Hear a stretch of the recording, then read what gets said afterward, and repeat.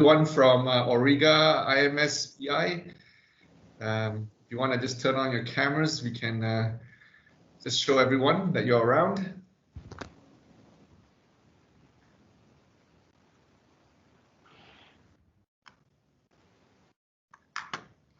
Okay, maybe what we'll do is I'll just start some the introductions first. So you want to start the slide deck, TG? All right.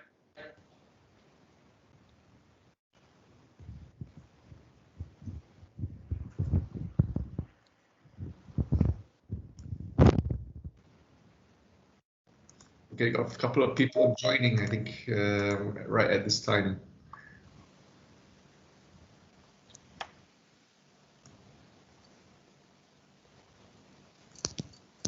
Okay, so it's 2:33, so just try and see if we can get through this by 3:45, 4 o'clock.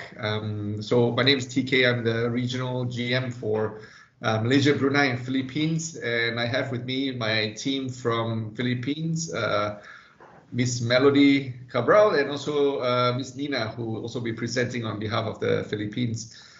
So you go to the next slide.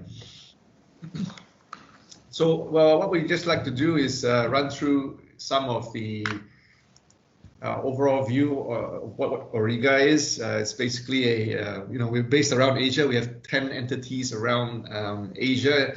We're an integrated market management provider specializing in healthcare. And along with our sister company, IMS Asia or IMS Philippines, we serve consumer healthcare, FMCG as well. So we've been here around more than 50 years, and some of our core values is that, because we work with a lot of principals around the region, being a mid-sized distributor or integrated marketer, we are generally very responsive in the way we look at the market, insightful as well. I think with this distributorship, we have to be collaborative to be able to provide insight and give you the proper response. We do come up with very innovative business modeling or packages to help principals register their products in the market and get them to be registered and get it commercialized in the market as well, or alternatively do the warehouse logistics and distribution for the countries that you're interested in. Because we've been around quite a long time, a lot of it has been quite well proven. Just taking you back to our history of, you may not be familiar with Auriga, but you might be familiar with a few names that I'm going to throw up here. We're part originally from the Hutchinson Group, became part of LF Asia, Hong Kong. You obviously might have heard of IDS if you're in the medical device field. We spin off from there, and in the end, we became part of LF Asia. And then we entered several markets along the way. And in 2017, a company called DCH or Da Chong Hong bought into Auriga and IMS. You will see that these are two separate companies. As I was saying, Auriga provides the healthcare service, and IMS Asia provides FMCG services. We were listed in the Hong Kong Stock Exchange, but recently went privatized so that we can control our destiny better and make the proper investments to grow healthcare and FMCG. So if you go to the next slide, the DCH, normally we call it DCH or Da Chong Hong, is basically owned by CITIC Pacific or CITIC Limited. You might have heard of CITIC being the Khazanah, or for example, Khazanah of Malaysia. They are the CITIC directly associated with the Chinese government. So they're an investment arm of the Chinese government. We've been around, I think they've been around for a very long time, and it's a 51 billion Hong Kong dollar company back in 2018. I think slightly bigger now overall. I think DCH, if you're aware, it operates in 10 countries around the region. As you can see there, our HQ is in Hong Kong, but managing China and Macau. We have businesses in Southeast Asia, all the way down to Indonesia. Next slide, please. Dah Chong Hong is really a rather large company. Primary business is in motor and motor-related vehicles, primarily in China and Hong Kong. So I think it's like something like a Sime Darby here, where they own or partner with brands in the market. Some of them, luxury brands, the Lamborghinis, the Bentleys, are all part of the distributorship. So if any one of you ever interested in buying a yacht, we have luxury yachts for sale as well, which we can deliver direct to your doorsteps. The second part of business is food and home brands. So we have food marts all around Hong Kong and China, including Macau, and come along with that the home brands on the food side. We sell everything from premium meats, Wagyu, milk, eggs, confectionery. So everything you would find in, for example, your 7-Elevens, you would find in the food market, except this is the more premium range. Gilman is electrical goods. We are very big on electrical goods. We supply basically to the Hong Kong, China market. Anything you want to do with, let's say you want to look for a blender, stereo system, I don't know, wine fridges, that's what the Gilman Group sells. And of course, logistics is a big part of it, along with the cloud technology. And the latest acquisition about 3 to 4 years ago was Auriga and the IMS Asia Group. So this is basically our business model, where we try to integrate partners like yourselves, principals from all around the globe, and match them with the network that we have going into the market. Anywhere from supply chain to registration services to commercialization services. This is our footprint around the Asia region. We are in 10 countries around, each country with its own distribution center or warehouse, you would call it. Majority of our warehouses are pharma grade warehouses. In some countries, we have ambient temperature warehouses for products that do not require pharma grade. And of course, most of all the countries that we have here have cold room facilities, anything from 2 to 8 degrees down to minus 18 degrees. Of course, we cover as a region more than 500 brands for distribution. We have around 17,000 people in the company. And of course, for service delivery 24/7, depending on the emergency requirements from the hospitals. So this is how it looks like in terms of, we just deep dive into Philippines. I think this is what the topic is about today. So I report to the CEO of DCH Auriga and IMS, Tim Collins. And then for Philippines, I have Nina, who's the commercial head here. And along with her, all the reporting functions that you might find typical in any country, from trade marketing, commercialization, regulatory affairs, and also human resources and finance. So this is just a brief model of how we operate, assuming a new entity or new principal wants to join, requires our services. We provide simple or basic warehouse distribution services.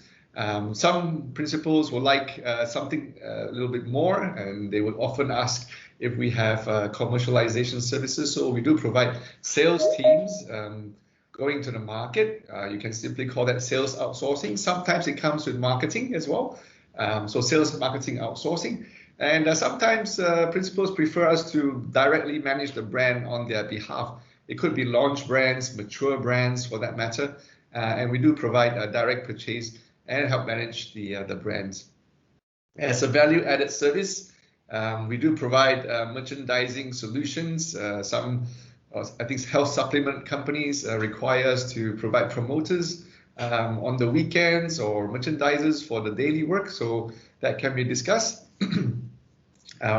regulatory affairs, I think we will cover shortly. Nina and Melody will cover that. We do provide e-commerce solutions as well. Malaysia and Philippines recently partnered up with the e-commerce service provider, providing access to their, I think, local e-commerce platforms. All right, so let's move on to the next slide. From a regulatory standpoint, I think this is quite broad-based in terms of what we provide. We provide anywhere from assessing a new chemical entity on behalf of the principal, providing consultation, regulatory assessments, giving you the gap analysis before the registration. And of course, we provide the regulatory support to get your products registered according to the local guidelines.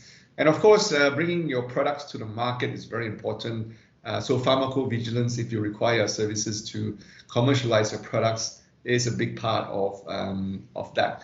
I think what's also going to be interesting as well in this discussion is the license holding and transfer of license, depending on what stage your products are being registered or handed over to someone new in the market.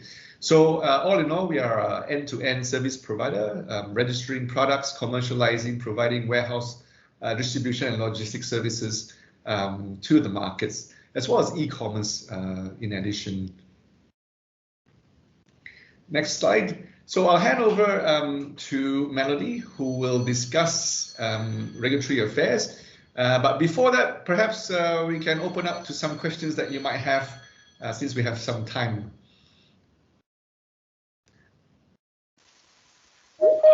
TK, this is James. Hey, James. Yeah, so first of all, TK, how do I order the yacht that you will be delivering? Oh, you just give me a PO, what type of yacht, your specs, we'll put you in touch with Hong Kong, and you can get your yacht delivered. I think equanimity might be for sale, you know, so. Okay, but on a more serious note, TK, the 24/7 delivery, is that also for Malaysia and Philippines as well? Malaysia and all 10 entities that we have around Asia. Oh, okay. All right. That's interesting. And what about the e-commerce platform? Is that already up and running? Yeah, that's already up in majority of our countries. I think the pandemic helped, speed up things in terms of e-commerce. So last year, I think Malaysia signed up with our e-commerce enabler as well as Philippines. So we do provide that service to a lot of principals that usually request for it. Okay, so that's available in Malaysia as well, huh? TK? It's available in Malaysia, yes. Ah, okay. All right. Thanks, TK. All right, thank you. So if there's other questions, otherwise I'll hand over to Melody for the regulatory part. Thank you, Sir TK. Good afternoon. I'm Melody Cabral. I'm the Regulatory Affairs and Quality Assurance Officer here in IMSPI, Philippines. I'm here today to discuss the registration requirements for the health supplements in the Philippines. Next slide, please. Okay, the discussion will be the Administrative Order 2014-0029, which is the guidelines for licensing of food establishment, guidelines for processed food, what is a food supplement and what are the requirements for the registration of a food supplements here in the Philippines. Also, the Administrative Order 2014-030, or the mandatory labeling requirements, the process flow, and also the requirements for the recommended energy intake in the Philippines. Next slide, please. Okay, to define the 2014-0029, it is the rules and regulation of licensing of food establishment and registration of processed food and other food products for other purposes. So we follow this administrative order in order for us to register food products. Now, what are the guidelines for us, a food establishment, in order to secure a certificate of product registration? As a guideline, all food establishments should secure a license to operate before engaging in food manufacturing, importation, exportation, sale, offer to sale, distribution, transfer, and any applicable the use of testing, promotion, advertisement, sponsorship of food products. Next slide, please. Okay, to identify the classification of your products or food products, it is based on the microbiological risk. It is classified under 3, the low-risk food, the medium-risk food, and the high-risk food. For the low-risk food, those food that are unlikely to contain pathogenic microorganisms and will normally support their growth because of their characteristic, and food that are unlikely to contain harmful chemicals. And then the medium risk. The medium risk contains pathogenic microorganisms but will not normally support their growth because of the food characteristic, or food that unlikely contain pathogenic microorganisms because of the food type or processing, but may support the formation of toxins or the growth of pathogenic microorganisms. While the high risk are the food that may contain pathogenic microorganisms that will support the formation of toxins or the growth of pathogenic microorganisms, and food that may contain harmful chemicals. The high-risk food supplement may be classified under the medium risk or the high risk depending on the content of the product. Next slide, please. Okay, to clearly define what is food supplement in the Philippines, it refers to a processed food intended to supplement the diet that bears or contain one or more of the following dietary ingredients, such as the vitamins, minerals, amino acid, herbs, and other dietary substances of botanical, animal, or artificial or natural origin, to increase the total daily intake in amounts confirming the latest Philippine RENI agreed minimum daily requirements. It is usually in the form of capsules, tablet, liquid, gels, pills, and is not represented for use as a conventional food or as a sole item of a meal or a diet or a replacement for drugs and medicine. So meaning to say, will support your everyday's intake. Next slide, please. The registration requirements for food supplement as per FDA Center for Drug and Regulations are as follows. First one is that it requires a loose labels or artwork applicable for all packagings. Number 2, the picture of the product in all angles and in different packaging sizes. Third is the food supplement with the actual commercial presentation must be submitted to FDA. Fourth, all list of ingredients in decreasing order of proportion. For those additives with prescribed limit, the amount added must be also indicated. The fifth one is the certificate of analysis. It should be, it has to have a physical, chemical, and a microbiological result. Meaning to say, you have to describe the organoleptic or the physical, the chemical, and also the microbiological result of the test. The sixth one is the stability report.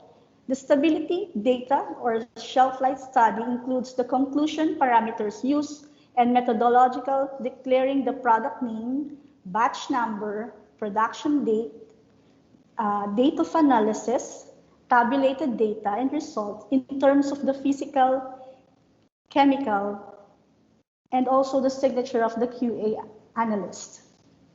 FDA accept those results from the actual and accelerated shelf life study. And in case that the shelf life is still ongoing, you need at least to submit 6 months stub report or stability report that is also considered by FDA.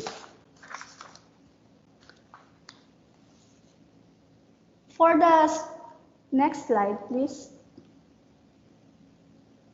Okay. For number 9, it also requires the acute oral toxicity test or the LD50 test, heavy metal test, other cytotoxicity tests, safe history of use and other tests to assess potential toxicity as applicable. Okay, the LD50 could be done by a third-party testing center here in the Philippines, or it could be done by the manufacturer. Usually, the manufacturer also do the heavy metal tests. On the number 10 is based on the FDA Circular 2016-007.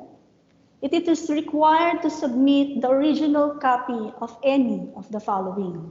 It should be the foreign agency agreement or agreement between both parties, the distributor and the principal, and then the certificate of distributorship, appointment letter, pro forma invoice, and memorandum of agreement from the supplier. Either of these 5 requirements is needed to submit. Additional to this is the supplier must submit a certified true copy of the following documents: the valid manufacturer certificate of registration with GMP practice or compliance, valid phytosanitary certificate or health certificate, valid ISO 22000 certification, valid hazard analysis and critical control points, or we call it HACCP certificate, and a certificate of free sale. One of those requirements that you usually ask is the certificate of free sale. And as requirement, it should be authenticated from the country of origin. So meaning to say, if this comes from Malaysia, for example, this should be authenticated or notarized in Philippine Embassy in the country of Malaysia. On the 12.1, lot number interpretation. It is very important that you can provide us the lot number interpretation, because it's also included in our application when filing, submitting an application for the food supplement. On the 13th, from the medium and high risk, it is also required that the microbiological parameters must also confirm with the requirements of FDA as per FDA Circular 2013-010. Then the 14th is the label requirements. So I will discuss it later about the labeling requirements. Next slide, please. Okay, this is the sample of a product, labeling product in the Philippines. And before we go through it, let me discuss the labels.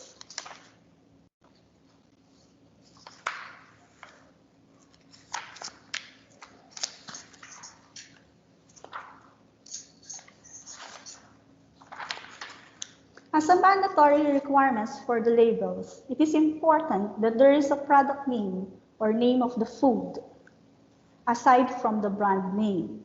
So for example, Cherryfer is the brand name, while the product name is Cherryfer Drops with taurine and CGF. That is the product name. Then the complete list of ingredients, including the common name and function of the food additives. Here you can find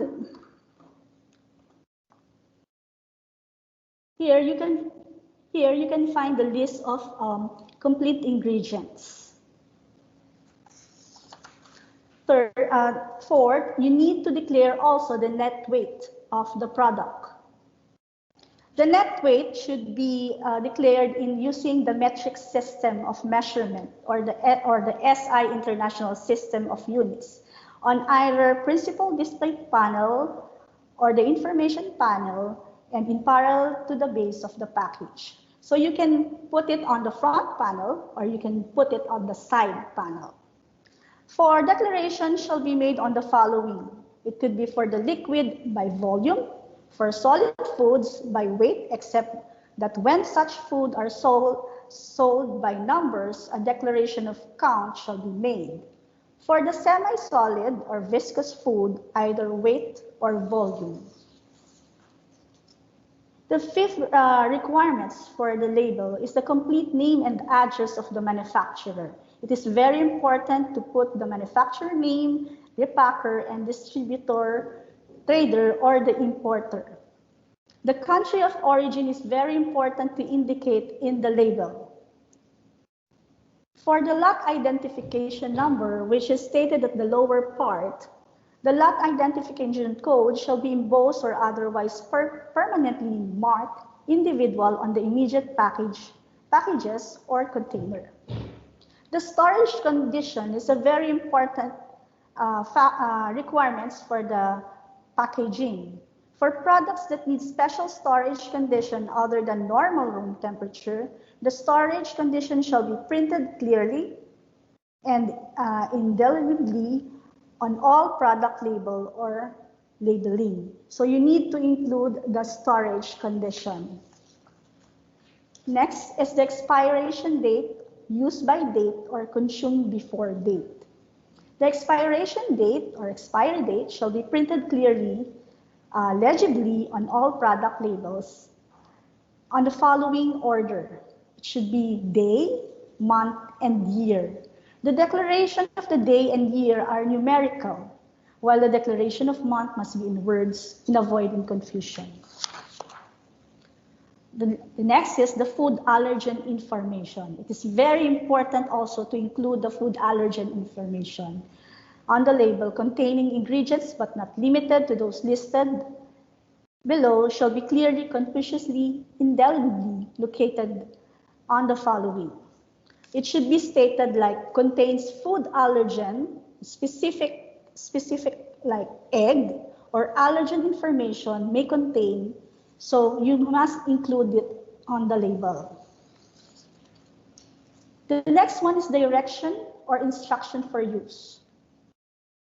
It is very important to clearly state what is how to take the product. And the next one is the nutritional facts or the nutrition information or nutritive value.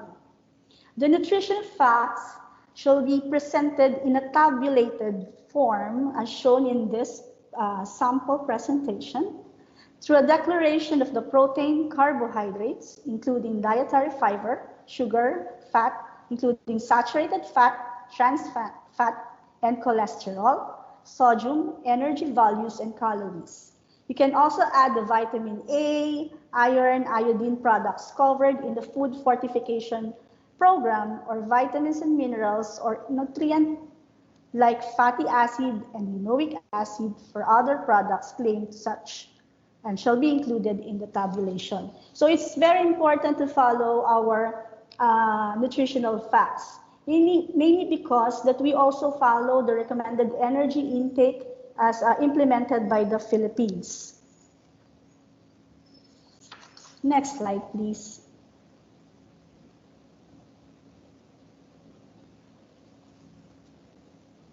Go back again, sorry. Go back again, I need to discuss further. Thank you. So all nutrients quantity shall be declared in relation to the average or the usual serving in terms of slices, pieces, or specified weight volume. The declaration of nutrients shall also be expressed either in per unit serving or RENI of both. We followed some the RENI tabulations and we could share it to you as per request, and you can see how we usually presented and how we computed this RENI. It is also important in the labeling materials that it should be in English if foreign language. If you have multiple language, make sure that you have an English translation.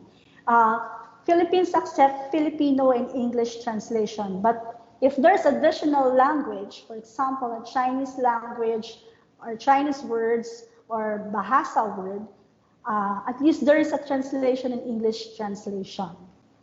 And then it is also mandatory for the labeling requirements for the food supplement to have a no approved therapeutic claim. This is based on the Bureau Circular 2 series of 1999 regarding the mandatory declaration of the no approved therapeutic claims food supplement. The requirements for for this statement should be in an Arial font, bold, font size 14, and all capital letters when declaring the no approved therapeutic claim. Just in case that the label is very small and it's classified as a food supplement, FDA accepts stickers for inclusion of the no approved therapeutic claims.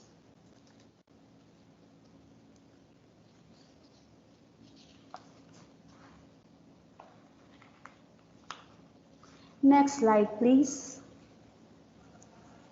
Okay, for the application process, this is how FDA do the processing under the Center for Food.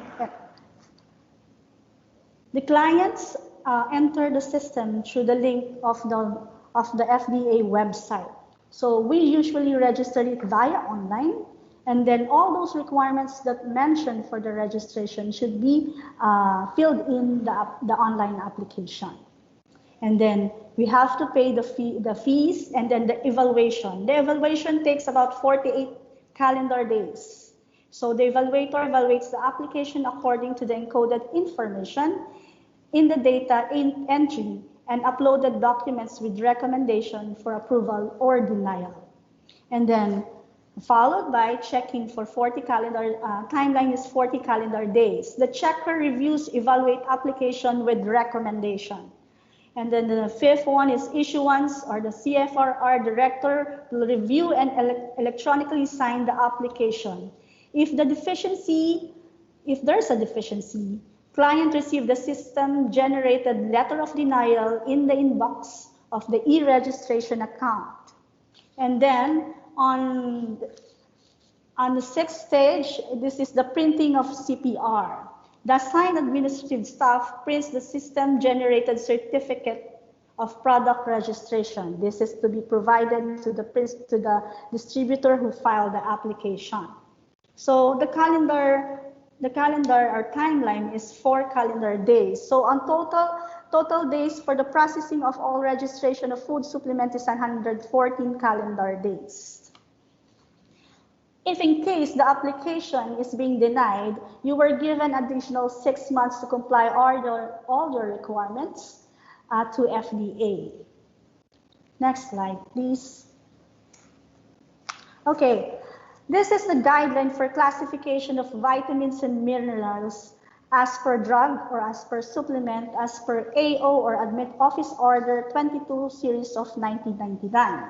So the criteria here is that you can see here the difference between the drug and the food in terms of the clinical therapeutic indication and claims made for the preparation, the strength or concentration and dosage form, the purity, the pharmacological active ingredients. So you can see here in the drug, it's more on specific vitamin deficiency. While in the food, for the food supplement, it's a dietary supplement. So there's a difference between the requirements for the vitamins and minerals for the drug and also for the food. So you can check your certificate of analysis for the nutritional analysis or nutritional values. So you can check whether your vitamins and minerals confirm with the requirements of FDA for the classification for vitamins as drug or vitamins as a food supplement. Next slide, please. This is the RENI, or the Guidelines for Micronutrient Fortification of the Processed Food.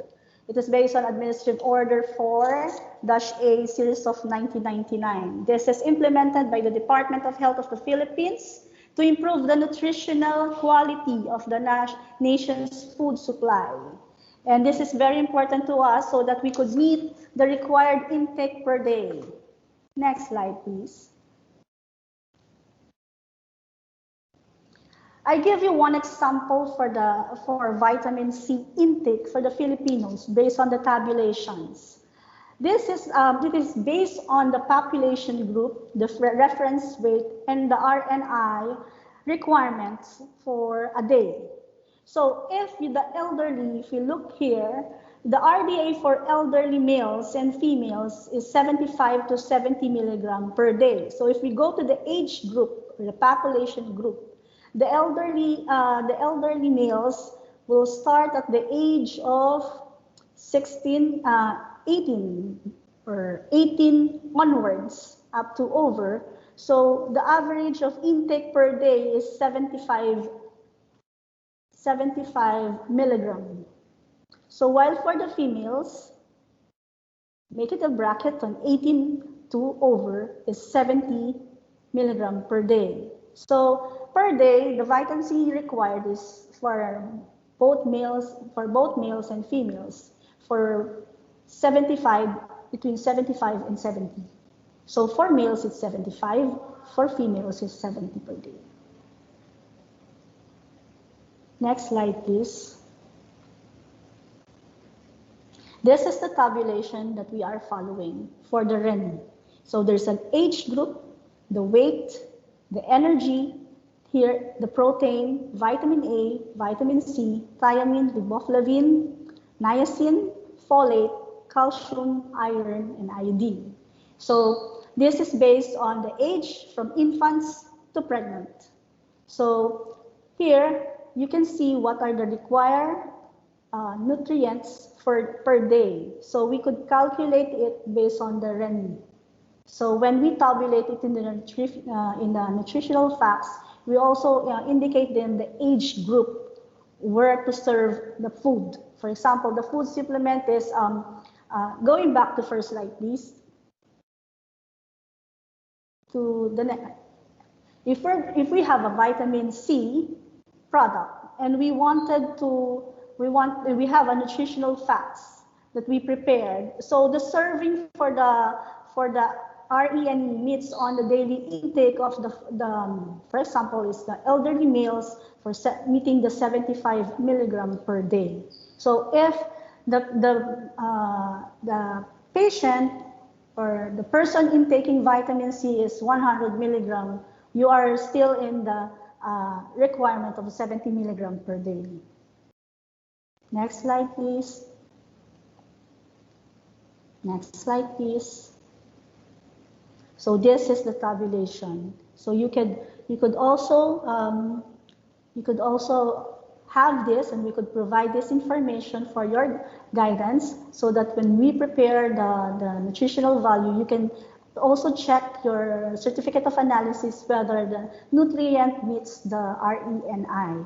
So aside from the vitamins and the minerals, we also have here the carbohydrate parts or the protein parts. So you can manage here what are the required intake, or how many milligrams should you take per day. Next slide, please. So this is the nutrient for fortification of processed food. There are listed the vitamins and also minerals for your knowledge. So like for vitamin A, we have retinol acetate, retinol palmitate, considered a food supplement. For the provitamin A, it's beta-carotene. For the vitamin B1, thiamine, B2, riboflavin, B3, niacin, B6 is pyridoxine, 12 cyanocobalamin, and then the other B vitamins, it's folic acid, panthenol, and then pantothenic acid. And then we also have the vitamin D2, D3, vitamin E, vitamin H, and also vitamin K. Next slide, please. And here are the minerals that are also included in the nutritional facts. So you can declare it as magnesium or magnesium carbonate in the nutritional values. So here are the list of minerals that are considered as a food supplement. Next slide, please. Here is a sample of food supplement in powder form. This is a sample of other brands, and then you can find it here in the front panel, the no approved therapeutic claim. Well, at the back panel, you can also include here the registration number if it's already approved, and also the lot number, expiry date, and the manufacturer's details and other information. Now, if you ask if you have if the food supplement contains more on herbal, it is not mandatory to put nutritional facts for products containing herbal products, because if you're going to declare a certain vitamins or minerals, now it is required for you to have a nutritional facts. But if your food supplement is containing herbs or herbal without any nutritional content, like you don't want to declare that there's a vitamin C or there's none, you don't need to put the nutritional facts. Next slide, please. And next, once you have completed, or once we have completed the requirements from our principals, then we will be submitting it to FDA. It will be filed, and then we will register your product as the requirement of FDA in order for you to market here in the Philippines. Is there any more questions, sir, ma'am?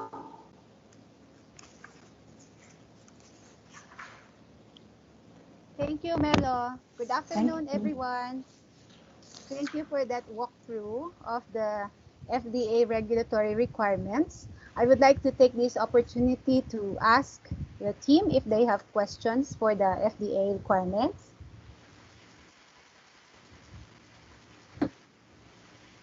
Okay, so I will proceed. Then maybe later on we can have the Q&A. So good afternoon again to the team. So here what happens next. So FDA regulatory requirement, as with any market, is our gateway to enter the territory. So in this case, the Philippines. Okay, so next slide, please. I will now present to you the distribution in the Philippines.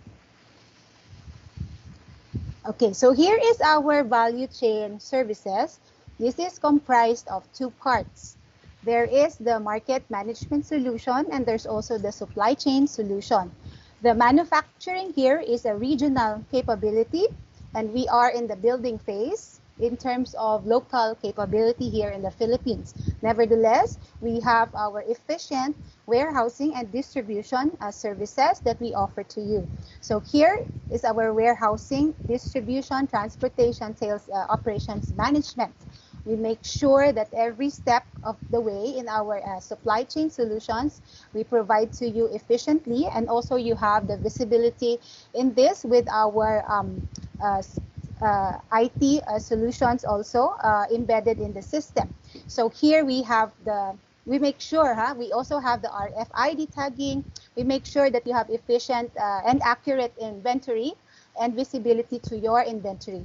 For the transportation solution, we also make sure that we have a structure of the deliveries per day, and at the same time, we also make this visible to our principals. As for the sales operations management, for the fulfillment, we also have a team who takes care of the order processing, billing, at the same time, credit and control. So all this fulfillment is taken care by our team of finance and operations. And in the market management solutions, so as we endeavor to penetrate the market, expand the market, and of course, strengthen your branding in the market, we offer to you our selling services, merchandising services. So this is being performed in the point of sale. We also have our market intelligence. So we provide to you the route to market, the go-to market strategy. Okay, this is incorporated also in our collaboration for the inciting of your brands. And also we offer our marketing services. Now we have trade marketing, consumer health solutions marketing, also our A&P management. So we also do this in collaboration with our principals. So at the same time, we also have different patient support programs that we offer to our partners, no? And one of them is direct to patients. So you can see here, we offer directly the service to the patients, okay, to the group of patients that we manage. So to present to you our current partners, we have here globally recognized brands. We have Abbott. We also have IMO, which is a market leader For eye care, OTC eye care, and for orthopedic, we have Midas Magnesium and Walter Ritter, and we also have for nephrology, EG Healthcare, and for gastroenterology, we have Bicodex. For urology, we have Schwabe Pharma. For specialized services, we have NATCO, no, for hepatology, and also we have Dr. Wolf in consumer health. So I think there's a question raised. Okay. Okay. I'm going to check now. There's a question raised. Nina, why don't you just carry on? Yeah, okay, yes. Okay, we will have the Q&A later. So for our merchandising portfolio, so you can see here, Calbe, I think they're quite famous in their dietary supplements for oncology and diabetics, and also our personal care. So famous brands here, Shiseido, Biogen, and household general merchandise. We have Panasonic, so notable brands as well under our portfolio in merchandising. Next slide, please. Okay, so one of the go-to market strategy is, of course, ethical marketing for our ethical brands. So in the ethical marketing, we do healthcare practitioner coverage. We also partner with the medical societies. So depending on the brand, we provide also the patient support services that you need for your brands. So that's ethical marketing. So we have a team that partners closely, okay, and monitors our partnership with the healthcare practitioners providers, with the key opinion leaders or the doctors that are leaders in their fields. Next slide, please. Okay, for consumer health, we make sure that you have the visibility and the voice in the point of sale. Okay, the eye-level display, the gondolas. So we also provide this kind of service in the point of sale if you have consumer health marketing products. Next slide, please. So for the e-commerce, so we have witnessed the shift in the behavior, in the buying behavior of the consumers. Okay, I think we mostly witnessed this during the pandemic, and even now it's still ongoing. So we have made our products available, and likewise we do the service for our business partners in the 3 biggest platforms in the Philippines: Shopee, Lazada, and Beauty Manila. Next, okay. And we also have the multimedia marketing. So you can have either or both print and digital. And you can also choose from the wide range of services. You can have page, capable ads, banners. So it depends on the needs of your product. Next. Okay. So to present to you our capability in the commercialization of products, here we are sharing to you the story of our eye care product. Okay, which is the leader in the OTC eye care market. So we were able to grow the brand last year during the pandemic, which is a feat for us because we know how challenging it was last year. We're still able to grow the brand, and the brand is with us for 4 years now. So even last year, we also managed at the end of last year to launch a product extension for this brand. So next slide, please. Okay, so here is the relaunch of the product extension. So now it's not only 2 SKUs to complete the eye care family. We launched another product extension. So there are now 3 SKUs for this market leader brand. Another success story from last year, we were also able to launch a novel probiotic brand during one of the biggest conventions in the Philippines, during the Philippine Pediatric Society convention. And in the e-commerce, we were able to revive a declining brand. So we have one brand who's already declining, and last year we launched this in online. And in the online, we saw a momentum. In fact, it gained momentum after only 3 months, and we had a team to take care of that. We made sure that we capture and target the right market. We had to, because there's also demographics and target age and population. So the right strategy here that we applied is the customer profiling. So knowing, having an in-depth profiling of the customers enabled us to reach the customer, and thus it gave us momentum and regained the sales volume for this brand. Next slide, please. So last year, during the pandemic, we were able to relaunch 2 brands under orthopedic, okay, and both gained momentum. Okay, so to give you a brief background of our supply chain capability. So here is our warehouse. This is situated in Pasig City in the center of the metro. So its space is 5,800 square meters. It's also quite sizable. We have 325 square meters of active aircon storage where we store all our medical device, because they have this temperature requirement. We also have 3,350 square meters of ambient warehouse. Okay, we handle both pharmaceutical and medical device brands and also consumer health OTC brands. Next slide, please. So here is a walkthrough of our DC. When you enter the warehouse, the first area that you will see is the bay and loading area, and then you will see the picking ambient location, of course the transport planning area, and finally the entrance to our office. Next slide, please. And here is the main aircon room where we store the medical device. We make sure that we are compliant in the quality requirement, especially of these medical devices. Next. Okay, so just a brief walkthrough here on our capabilities as a warehousing and distribution provider for medical device. So of course we have the warehousing, invoicing, reporting, hospital accreditation. So all of this are enabled by our solutions, by our IT solutions, maintained and managed by our operations team. We have the supply chain finance and QA and sales and marketing to enable. We have the committed team to enable that all of this are operating smoothly. Okay, we can go through them one by one also if you have questions later.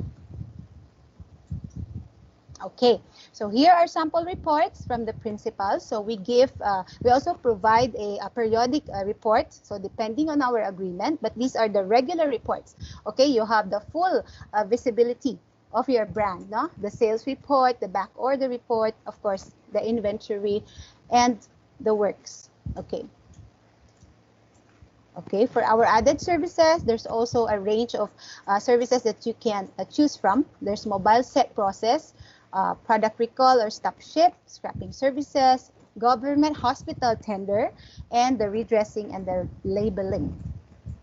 So it's up to you and which service that your product needs. We can do, of course, we can collaborate and we can brainstorm also which service that you need for your brand. No? So these are our range of commercial services, and this is customizable to suit your needs. Whatever you need, you just have to let us know, no? Because we have teams of sales and marketing professionals to provide you with the in-depth knowledge, and we guide you of the local dynamics here in the Philippines. Okay, so that you can, you know that you can grow your brands and business with confidence with IMSPI or DCH Auriga Philippines. Thank you. Very makasi. So now I will entertain questions if you have questions. Oh, I think there are questions now. So Nina, this is Yes. James Pereira. So Hi, James. hi. So Nina, just for the sake of those who may be listening to the recording, and I'm not too sure whether on Microsoft Teams the recording will capture the chat box. Yes, it does. It does? Okay. Because Okay. otherwise I was thinking of suggesting to you read the question and then to answer it. We can But if also do that. All right. Okay. Yeah. Okay. So I leave that to you. All right. Okay. Thank Sure. you, James, for the question. So I think, Melo, if you can look at the chat box, please, and Yes. read the question and answer. Okay. Okay, for the first question from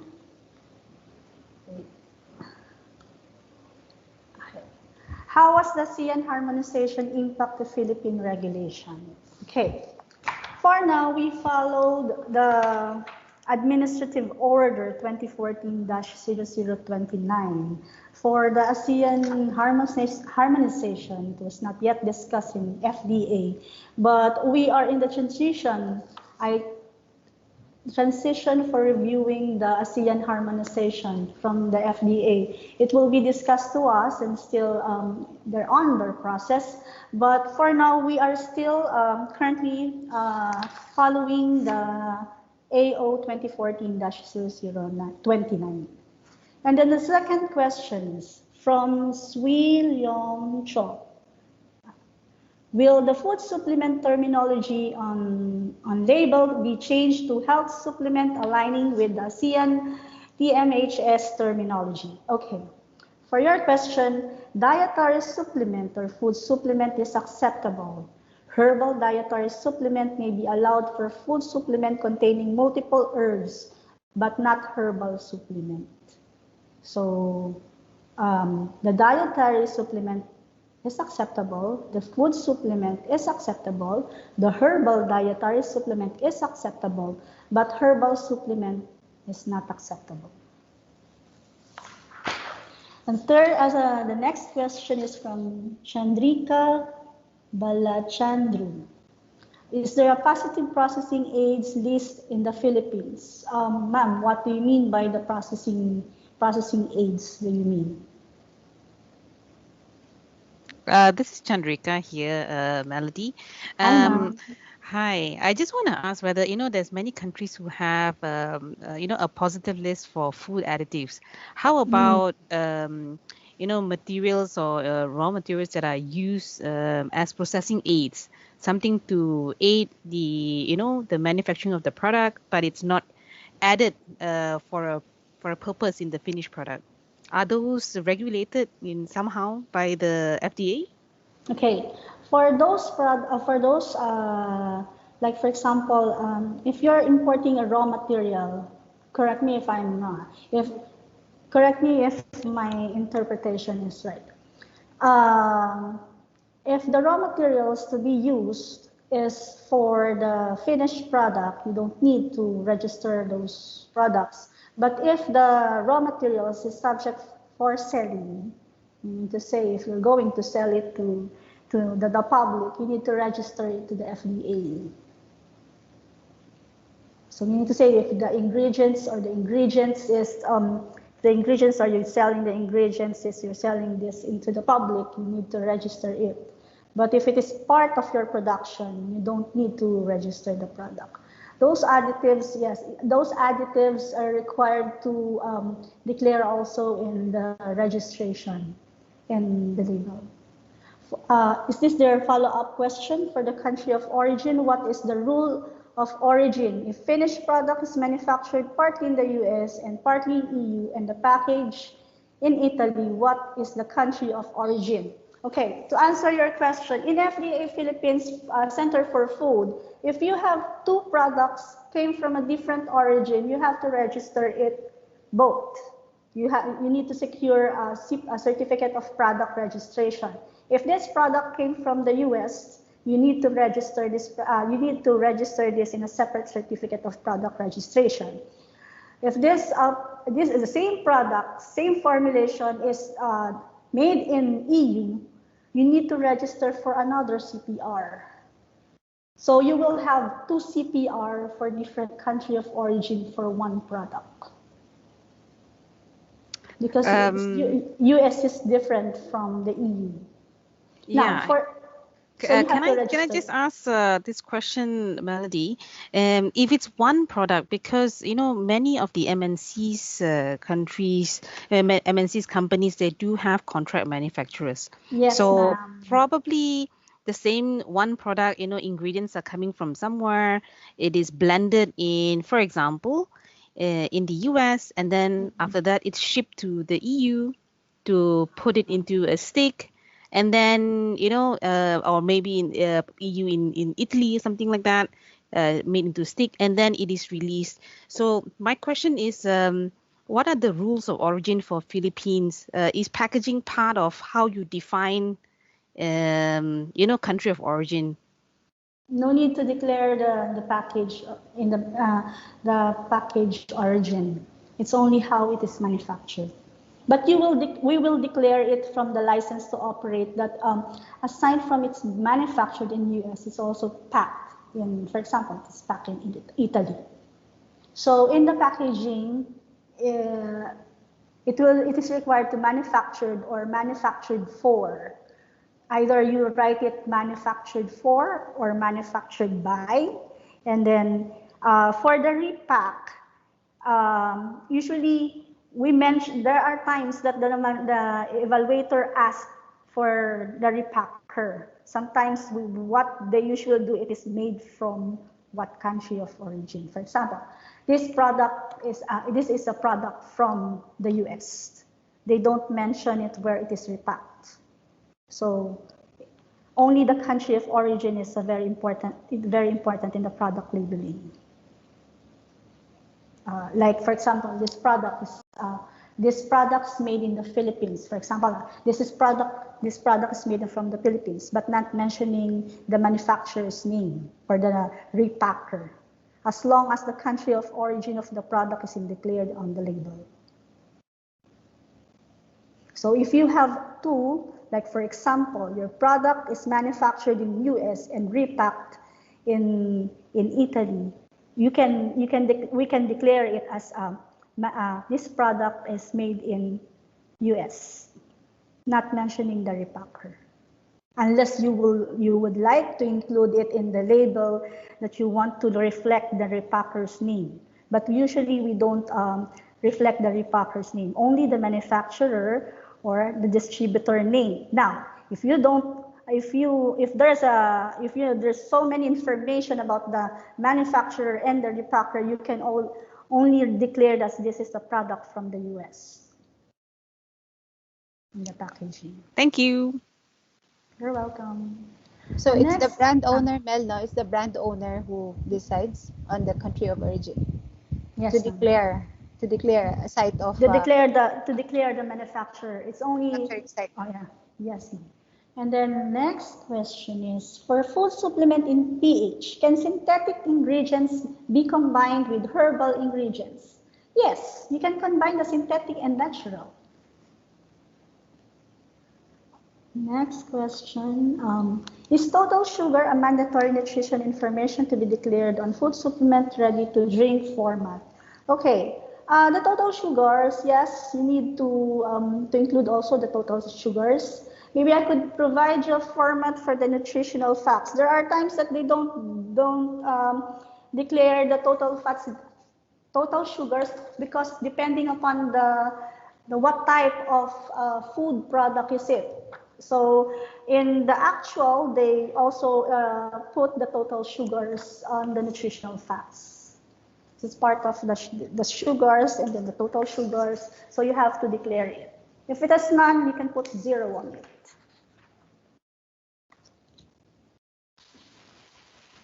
Melody, since all the chat questions have been handled, I've got one for you. Okay.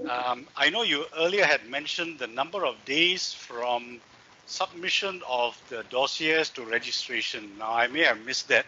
How many days is that in total, if everything goes smoothly? 114 days. 114 days. Okay. Yes, sir. Right. That's good.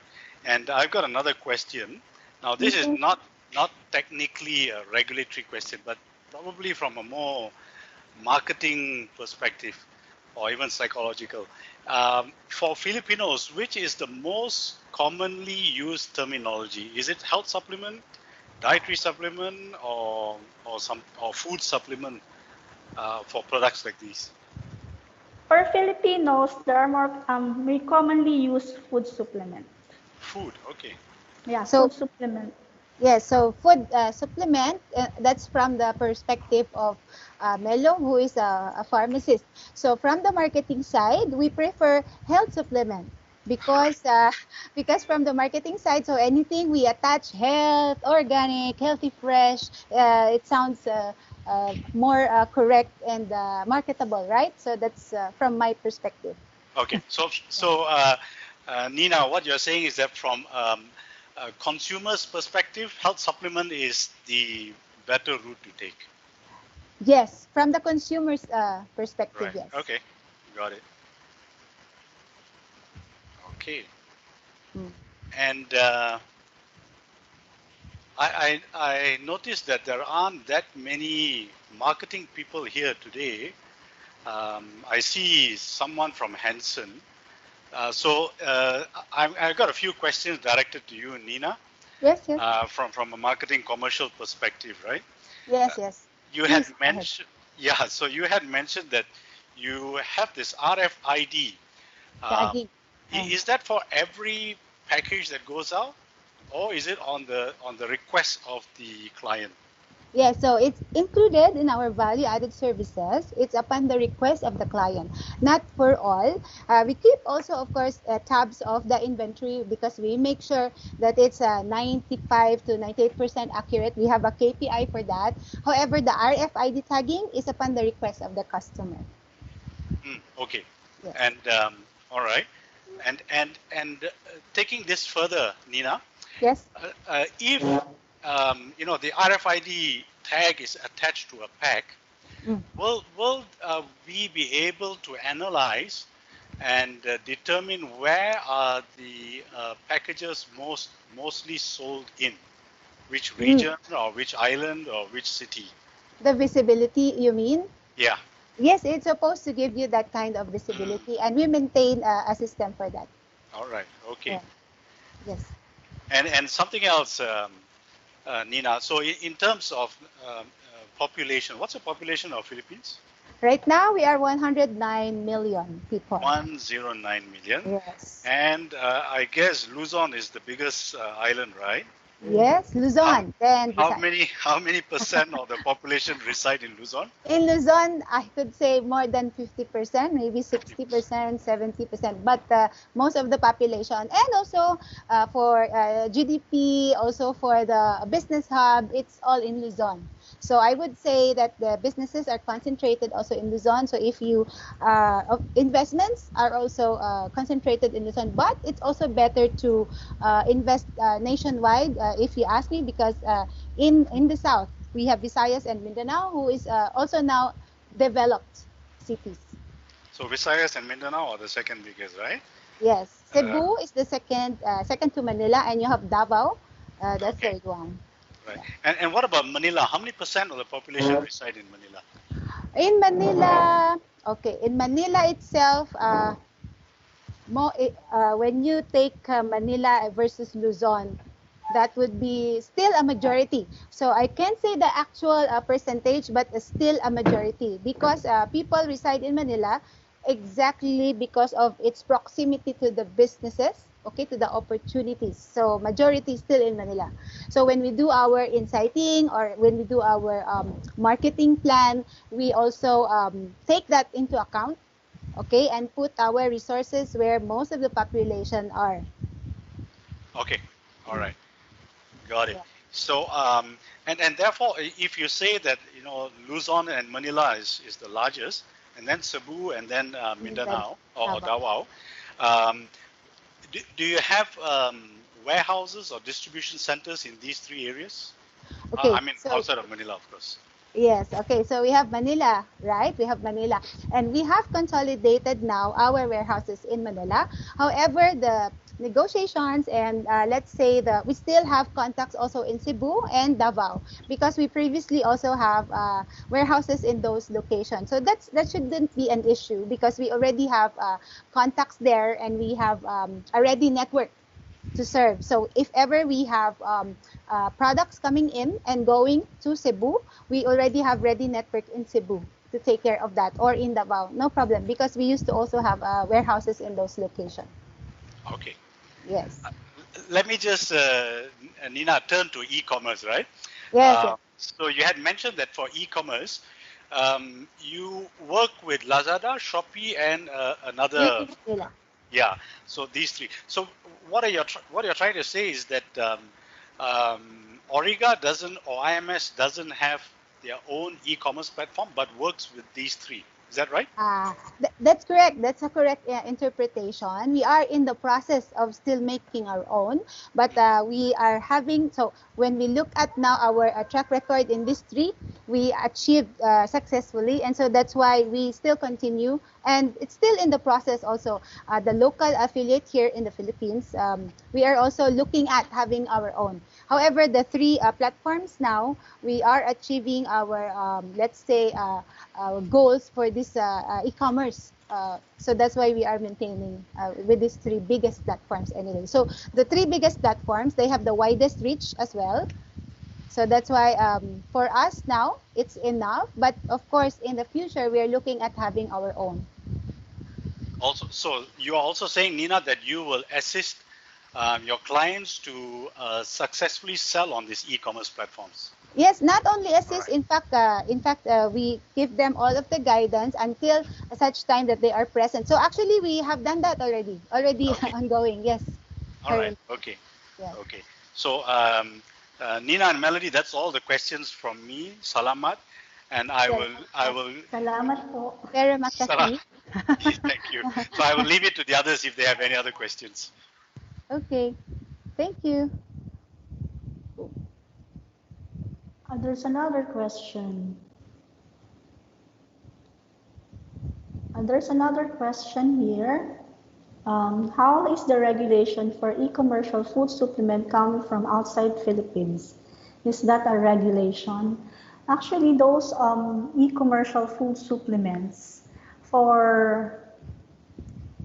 we have also for that part,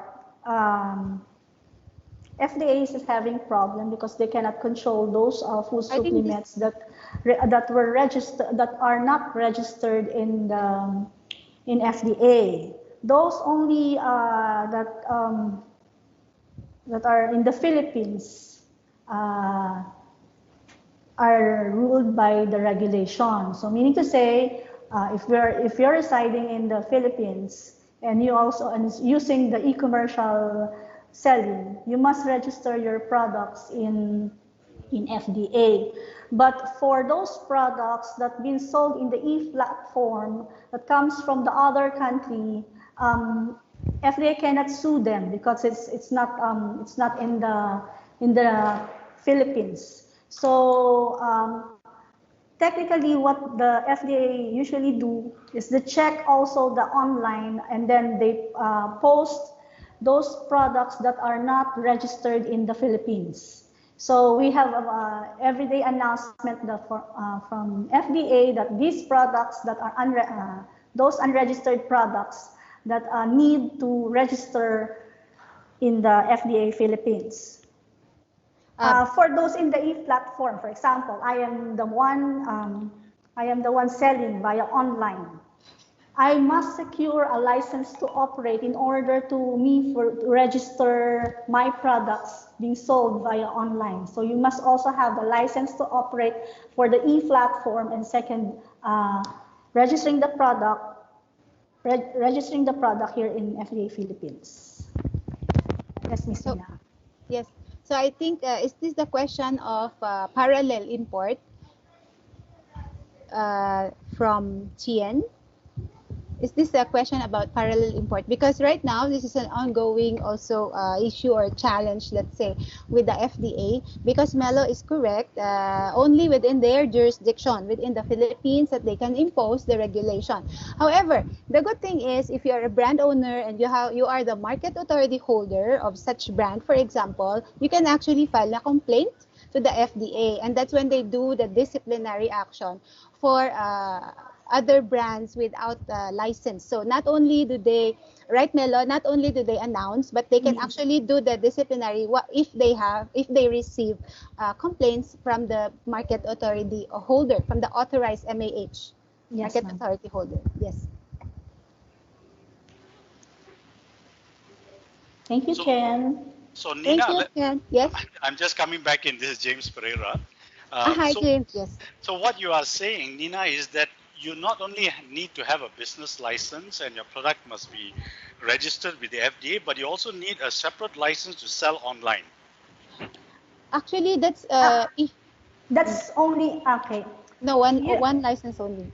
Only one license. But if you're also selling from, if you're, for example, you sell this via online, it's only the license to operate and the CPR. It's applicable for one. So if, for example, our company, we are a distributor. So we're selling from sub-distributors, for example. And then we wanted it via online. We also have to secure for the license to operate for the online selling. But we don't need to file for another CPR, but it's already applicable It's only marketing strategy or another. Just one CPR. What we're saying is for those parallel importers, they should have the CPR, but they don't, right? So that's what we're saying. That's what FDA actually announces, that these companies do not have the CPR for the brands. So it's not safe. So there's a question of safety and legitimacy of their business, especially if the complaints are coming from the brand owners. Got it. But there only one license will do. Okay. So Mel, there's another question from Sui Leong Chu. Sui Leong Chu. Are melatonin and CBD allowable for food supplement? What is CBD? The melatonin. CBD is cannabis. Cannabis. Yeah. Okay, sorry. The cannabis, it is registered in FDA PDEA. So it's not food supplement for cannabis. But melatonin is a food, right? Food supplement. Yeah, it's health supplement or food supplement or dietary supplement. Depending upon the content. But melatonin is considered as a food supplement. I think even up to the highest content of melatonin is considered a food supplement or health supplement. It will depends on the recommended dosage or recommended dose. So it's calculated based on the nutritional value. But for the cannabis, no, it's not a food supplement. The Philippines is not yet that accepting for cannabis.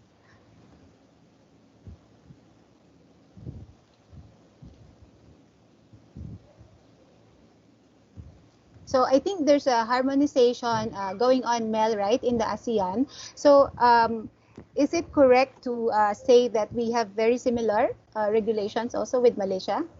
Not yet, ma'am, because we're still following the Administrative Order 2014-0029. No further announcement. We're still waiting for the FDA Center for Food regarding the ASEAN harmonization.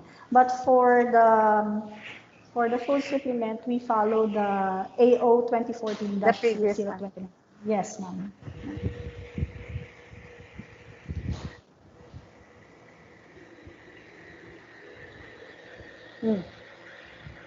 Do you have any more questions on the regulatory or maybe on the marketing side for the food supplements? So if you don't have a question, I have a question. Is it okay? Go ahead, Nina. Let's see who has the answer. Is there a price? Is there a price? A sample of the product. No. So good afternoon. So I'd like to ask, because we are talking about food supplements product, do you have any product already present in the Philippine market? Oh, so just a question for me, because I know when I look at the online platforms, they're actually from different markets, different countries. So I am not sure if there's any product also already present in the Philippine market. It's difficult to say, Nina, because we have about 30 members. Oh, okay. And I know that there's somebody here from Amway as well. So Amway Philippines. So definitely their products are here, but they probably do not sell online. I'm not too sure if they do, because just like Malaysia, they don't. Yeah, I think it's also very common because when you look at the online platforms, you can see in there, as long as there's a coordination, I think, with the market authority holder, I don't think there's any issue also, because as long as the brand owners know and there's a coordination between two countries, I think that should be okay. But yeah, I just wanted to ask that. Yeah, so hopefully after this, there'll be more companies from Malaysia that are opening up operations in the Philippines. Yes, that's good. That's good for our economy. Yeah. Okay, Melody. There's one more question actually from Chandrika. Yes, there's one question here. Said no industry engagement on the ASEAN harmonization yet by FDA, Philippine FDA. Usually when FDA call, if they need the industry, they put an announcement. If there's a new update, if there's a update on ASEAN harmonization, they call all the distributors to attend and participate in the said discussion. So for now, there's no announcement yet Update since yet. it's because it's pandemic. So But I think in the past, I think, for example, medical device, I think that the harmonization has already taken place. yes, Right? ma'am. Center Yes, of ma'am. medical device. Okay, medical device and Pharmaceutical then as well, the pharmaceutical drugs and then also cosmetics. It's Yes. only being left is the food. Yes. So in other centers within the FDA, there's already implementation of the harmonization. So in fact, there's PICS GMP already. There's in the harmonization, for example, for medical device. That's why when we converse also with from other countries, we actually find it similar for our requirements. They're actually similar because of the harmonization. So I think that started years ago, Mel, right? Yes, Would ma'am. that be 2017? I think they started already. That's why in 2018, 2019, the regulations for medical device, for pharmaceutical, somehow have been harmonized already. But for food, I think Melo is correct that it's still on the process, but not yet fully implemented. Yes, ma'am.